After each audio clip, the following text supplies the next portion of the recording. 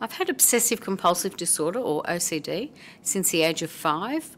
I struggled through school. I had to finish in year 11 because I couldn't cope anymore because of my OCD. By about the age of 28, I went to see the GP because I didn't think anyone else in the world was doing all the checking, the washing, the cleaning, the counting, the things that I was doing. My OCD was also very much involved in, if I didn't do all these things, somebody in my family would die. So I felt the need to do all this. At 28, I saw a GP, I saw a psychiatrist, absolutely no help back in those days. I'm going back 26 years ago.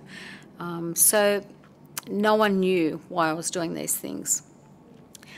My life became so debilitated by the OCD. So now I'm 30.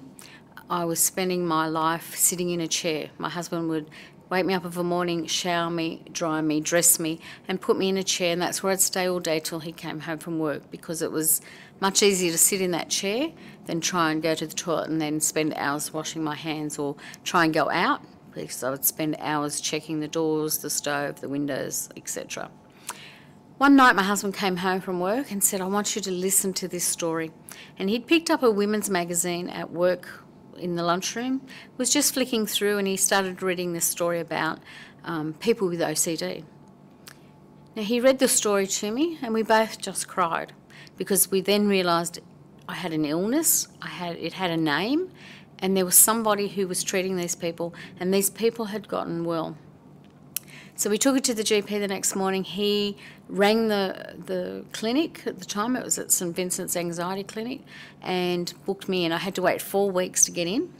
And things got worse then because my husband knew what I had. I didn't feel like I had to hide things. And I started an everyday treatment for 3 weeks. So I would see him for probably 2 hours a day. He would give me homework on the way home and homework to do overnight, and I'd have to be back the next morning. And the sort of treatment I did was cognitive behaviour therapy, which involved exposing myself to the things that I feared. So just to go to a newsagent's, I never looked in the direction where the sympathy cards were kept, because I thought if I saw them, somebody would die. So my first trip, or my first bit of homework, was to go to the newsagent's and buy a sympathy card.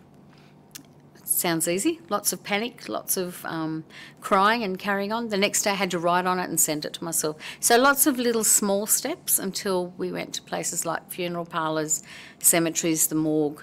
But within 3 weeks I went back to work like I didn't have an issue. And it probably took 12 months of being vigilant to get on top of it. And I can say I've been OCD free for probably 24, 25 years. I think you always have OCD. I don't think you're cured of OCD. I think it's like being an alcoholic. You mightn't have a drink for 30 years, but you're still an alcoholic. I won't ever test it, but I think if I started checking the stove today, by next week everything would be back. So cognitive behaviour therapy for me was the best thing that ever happened.